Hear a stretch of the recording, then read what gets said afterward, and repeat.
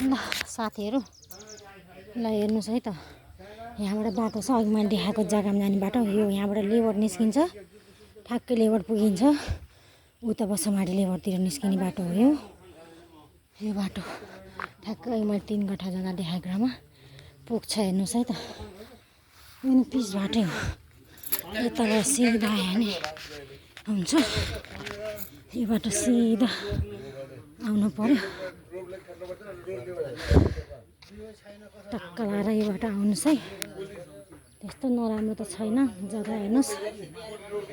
हजुरहरूलाई चाहिन्छ भने आउनु होला यतातिर भन्न चाहन्छु म चाहिँ जाउँ बुवा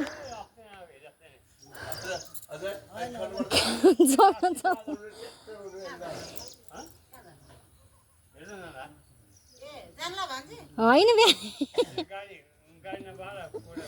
छोरीकोट घरमा छ मारिहाल्छ नि